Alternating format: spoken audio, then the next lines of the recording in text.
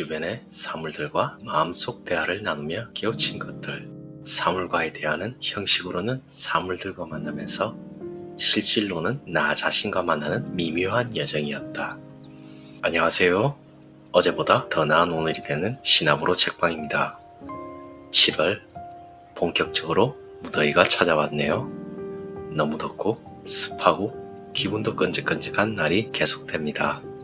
여러분들도 그렇게 보내고 있지는 않으신가요? 하지만 자연의 순리처럼 이 무더위 또한 지나갈 것입니다. 덕분에 시원한 바람이 얼마나 좋은지 느끼고 있어요. 오늘은 사물과 대화를 나누면 어떤 감정을 느끼고 세상이 어떻게 보이는지에 대해 알아보려고 합니다. 사람이 아닌데 대화가 가능할까? 라는 의문이 떠오를 겁니다. 저 역시 어떤 책일지 궁금해하면서 읽어보았습니다. 책의 저자는 목사이면서도 우리 삶을 깨우치는 많은 저서를 남겼고 지금도 마음 공부에 관한 강의를 많은 사람들에게 전달하고 있습니다. 그는 사물과의 대화를 통해 이 세상은 혼자가 아니며 두려워할 필요도 없다고 말합니다. 그리고 사물들과 만나면서 나를 다시 만나게 되는 깨달음을 얻습니다. 우리도 사물들과 대화를 할 수 있을까요? 그렇게 된다면 저는 제 주변이 너무 아름답고 설레일 것 같습니다. 저서는 두려워 마라 별것 아니다. 저자는 이현주 목사, 출판사는 샨티입니다. 제목 그대로 우리가 살아가는 세상 절대 두려워하지 마시고 아름답게 꼭 보시길 바랍니다. 나뭇가지와 나무의 대화. 언제였는지 잘 모르겠고 어디였는지는 알겠다. 남행열차 아니었다. 김밥 한 줄 먹고 나무젓가락을 문지르는데 웬일로 쉽게 부러지지 않는다. 힘을 써서 허리를 꺾으려 하자 젓가락이 말을 걸어온다. 왜 나를 부러뜨리는 거요? 미안하다. 습관이 그렇게 되었다. 나는 쉽게 부러지는 물건이 아니오. 나무젓가락이 부러지지 않는다고? 나는 나무젓가락이 아니오. 그럼 무엇이냐? 나는 임시로 젓가락 모양을 한 나무요. 당신이 나무를 부러뜨릴 수 있다고 생각하오? 이렇게 해서 사물과의 대화가 시작되었다. 그 뒤로 재미도 있고 새로 깨우치게 되는 무엇도 있고 해서 닥치는 대로 아무한테나 말을 걸었다. 쉽게 대꾸해주는 친구도 있지만 도무지 말이 없는 친구도 있었다. 그러거나 말거나 눈에 들어오는 사물들한테 말을 걸었고 그것들이 해주는 말을 들리는 대로 받아 적어 친구 목사에게 보냈다. 연재가 얼마나 계속되었는지 모르겠지만 아무튼 흥미로운 경험이었다. 형식으로는 사물들과 만나면서 실질로는 저 자신과 만나는 미묘한 여정이었다. 이 대화는 비유하자면 나뭇가지가 나무하고 말을 주고받은 것이다.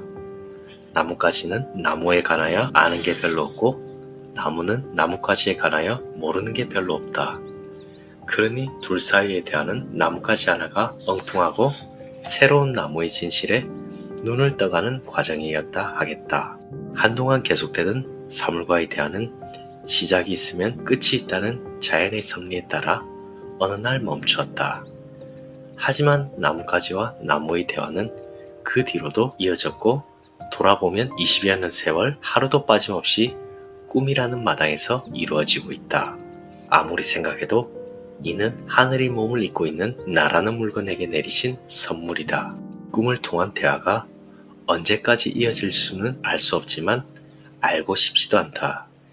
이 물건한테는 명실상부 오늘 하루가 있을 뿐이기에. 참 사람은 마음을 거울처럼 쓴다. 거울아, 너는 무엇을 위하여 세상에 생겨나느냐? 나는 아무것도 위하지 않는다. 그러면 도대체 무엇 때문에 존재하는 거냐? 무엇 때문에 존재하지 않으면 안 되는가? 자네 인간들은 무엇이 있는 이유를 그것의 바깥에서 찾으려 한다. 어디엔가 쓸모가 있다고 생각되면 안심하고 아무데도 쓸모가 없다고 생각하면 불안해한다. 내가 보기에 그건 참 딱한 병이다. 자네는 저 하늘이 누군가에게 쓸모가 있으려고 저렇게 있다고 생각하는가? 저 나무가 누군가에게 의미가 되어주려고 저렇게 서 있다고 생각하는가? 자네는 저 꽃이 누군가에게 무엇이 되어주려고 저렇게 피어난다고 생각하는가? 꽃이 피는 것은 열매를 맺기 위해서가 아닌가? 그건 내 생각일 뿐. 꽃한테 물어보았나? 그대가 피어나는 것이 열매를 맺기 위해서냐고? 사람만 빼놓고 어떤 사물에도 무엇을 위하여라는 딱지가 붙지 않는다.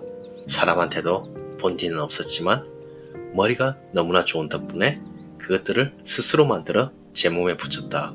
그런데 그것들이 그만 족쇄와 덫으로 되었구나. 불쌍하지만 어쩔 수 없다.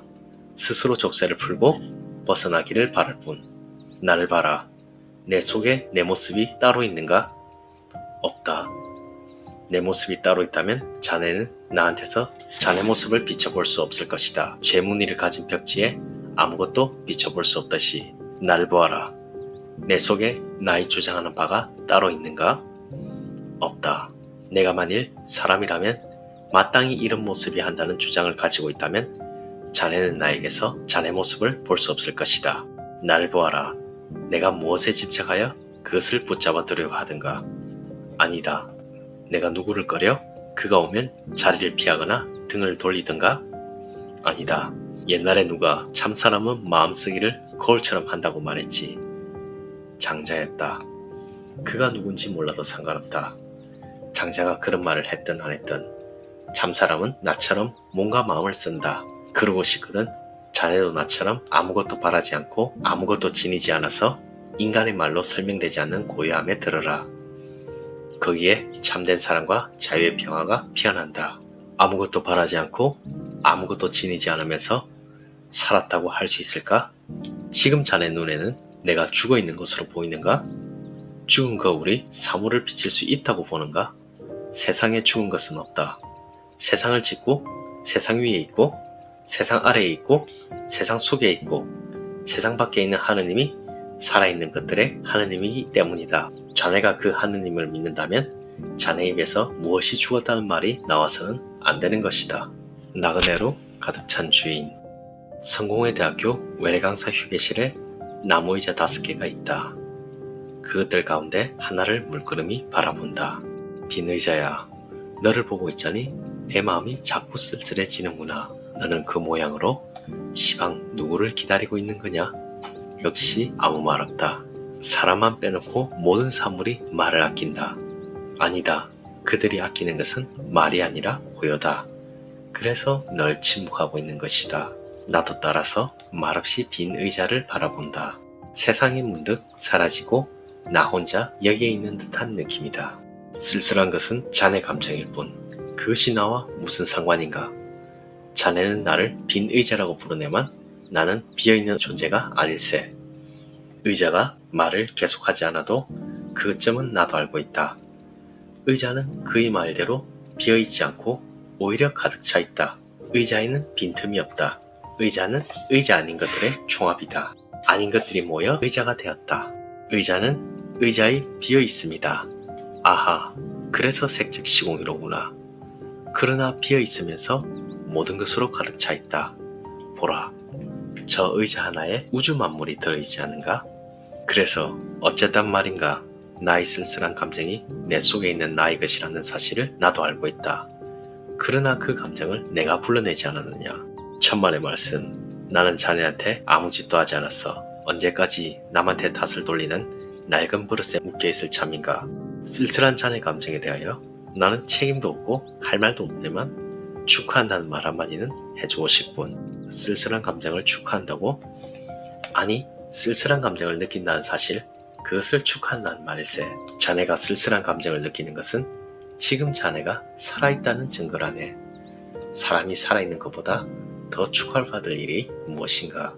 쓸쓸한 느낌은 그냥 거기 그렇게 두고 나 아닌 것들로 가득 차 있는 나를 바라본다. 나는 나 아닌 것들의 종합이다. 나는 나에 비어 있으며 나 아닌 것들에 차 있습니다. 이 쓸쓸한 감정도 나를 이루고 있는 것이면서 그러나 나는 아니다. 나는 나그네로 가득한 주인이다. 세상은 얼마나 완벽한 조화인가. 가짜가 없으면 진짜도 없는 것이다. 적어도 이 세상에서는 그렇다. 그것 참 안됐군. 물을 넣고 끓일 수는 없지만 끓는 물을 부어서 쓸 수 있는 자주전자. 사람 몸처럼 지수와 풍의 조화가 이뤄낸 물건이다. 그러고 보니 우리 집에 온 뒤로 한 번도 재구시를 못한 것 같다. 미안한 마음이 든다. 미안할 것 없네.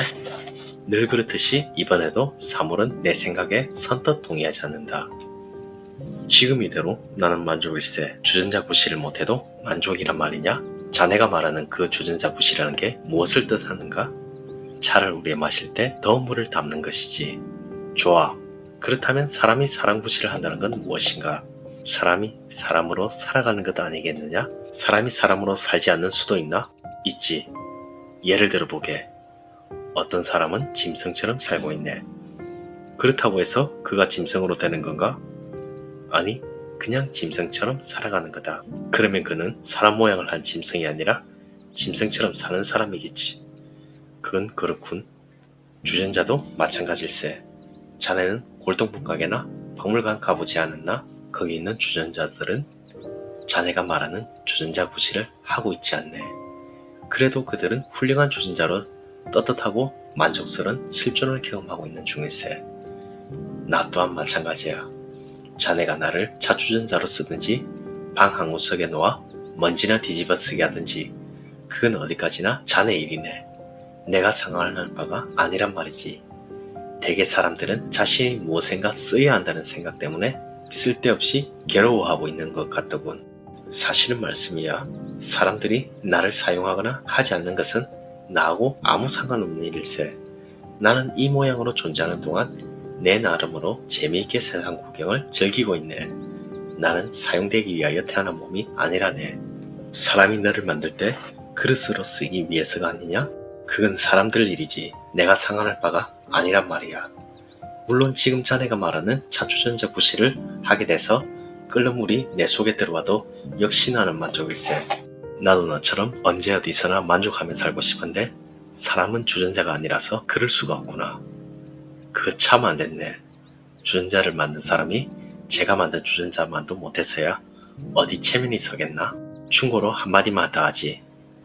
누구한테 쓰임을 받으려고 세상에 필요한 존재가 되려고 안달하지 말게. 창밖에 내리는 비한테 물어보라고. 너는 지금 누구한테 무슨 쓸모가 되려고 하늘에서 내려오는 거냐고. 부디 자네한테 지금 있는 것으로 오늘 하루만 사시게. 지금 자네가 가진 것만으로도 넉넉히 재미있게 살 수 있어. 그렇게 날마다 그날 하루만 살게나. 무엇보다도 자네의 건강을 위해서 하는 말일세.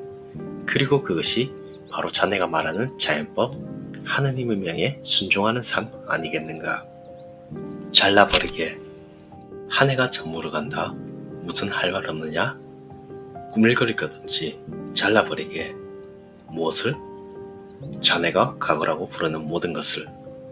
과거란 본디 없는 것 아닌가? 없는 것을 어찌 자른단 말인가? 그래서 내가 과거를 자르라 하지 않고 자네가 과거라고 부르는 것을 자르라고 하지 않았나? 요컨대 내 마음을, 생각을 자르라는 말이군. 마음을 자르고서야 어찌 사람이 살겠나? 지난날 자네가 저지른 잘못에 대한 어두운 마음 또는 지난날 자네가 이뤄놓은 성과에 대한 흐뭇하는 마음 따위를 지워버리라는 말일세. 그것들이 제멋대로 남아있는데 내가 어찌 그것들을 지울 수 있겠나? 그것들이 제멋대로 남아있게 버려두니까 나아가서 자네가 그것들의 힘을 북돋아 주니까 지워지지 않는 걸세. 집에 도둑이 들었네. 아무도 완력으로 그를 쫓아버릴 수 없어. 자, 그를 어떻게 하겠는가? 두 눈 똑바로 뜨고 바라보겠다. 바로 그걸세. 과거의 성과를 돌아보며 우쭐해지는 마음, 과거의 잘못에 사로잡혀 졸아붙는 마음. 그런 마음이 일어날 때마다 두 눈 똑바로 뜨고 그것들을 바라보게. 그것이 자네가 과거라고 부르는 것을 잘라버리는 유일한 방법이네. 만일 자네가 그것들을 외면하거나 억누른다면 그것은 오히려 자네가 과거라고 부르는 것들에 힘을 북돋아 주어 더욱 신나게 도둑질을 하도록 부추기는 결과를 가져올 뿐일세. 그것들이 어째서 도둑인가? 도둑이지. 도둑도 아주 굉장한 도둑일세. 자네의 진짜 보물인 오늘 여기를 훔쳐가지 않는가? 옳은 말이군. 한 해가 저문다는 말은 한 해가 밝아온다는 말이기도 하지. 밝아오는 해를 맞아 한마디 해도 되겠나? 얼마든지 잘라버리게. 미래에 대한 설계와 함께 염려를. 외로움은 없는 것. 작년이었던가 영광에 있는 원불교 영상성지에 갔다가 정안평뚝에서 주먹만한 돌멩이 하나를 주워왔다. 지금 내가 앉아서 이 글을 쓰고 있는 집의 상냥일이 대정 7년 7월 대종사가 방언공사를 시작한 바로 그 해다. 나는 이 돌을 기도실 한 구석에 두고 80년 전 아무도 눈여겨보지 않는 곳에서 20대 스승의 말 한마디에 묵묵히 복종하여 오로지 등짐으로 돌을 저어 날랐을 도인들의 모습을 자주 떠올리고자 하였다. 어느 날 이 돌과 짧은 대화가 이루어졌다. 내가 정한병둑을 떠나 멀리 이곳까지 와서 어두운 방에 갇힌 지 오래니 전에 있던 자리가 외롭지 아니하냐? 외롭지 않다. 여기에도 곁에 촛대가 있고 통로도 있고 외로울 까닭이 없다. 그래도 처음부터 함께 있던 동물들을 떠나지 않았느냐? 처음부터 함께 있던 동물들이라니? 정한평의 다른 돌들 말이다. 아니다. 처음부터 나는 혼자 있었다. 내 곁에는 누군가가 반드시 있었다. 그러니 자네가 나를 정한평들에서 주워오기 전이나 주워온 뒤나 나에게 달라진 바가 아무것도 없다. 그래도 내가 외로워 보이는 것은 어쩔 수 없다. 그건 자네 생각일 뿐 나와는 아무 관계가 없다. 게다가 나는 돌이다. 외로움이란 실제가 아니라 관념이다. 관념에서 오는 착각이다. 자네들이 말하는 외로운 사람이란 자기가 외롭다는 착각에 갇혀있는 사람이다. 외롭다는 것은 혼자 떨어져 있다는 말인데 신은 만물을 지을 때 아무리 작은 것도 그것만 따로 떼어내어 짓지 않았다. 사실 그것은 신의 능력으로도 불가능한 일이었다. 보라, 이웃이 없는 존재가 세상에 있는가? 나무는 흙에 뿌리 내리고 새는 호공에 날개를 띄운다.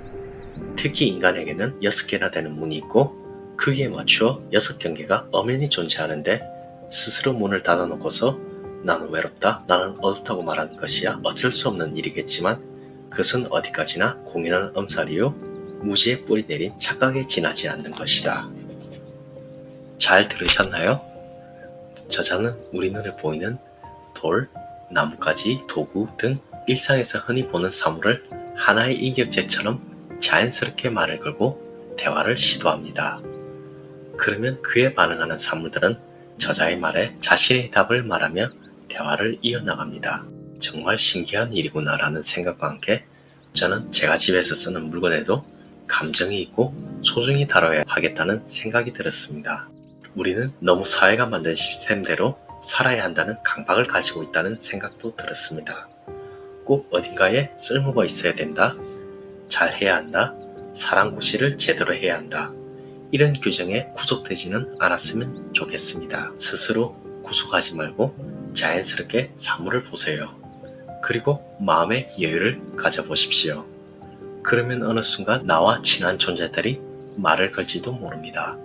그리고 나는 어떤 감정을 느끼며 자신을 돌아보는지 천천히 생각해 보시길 바랍니다.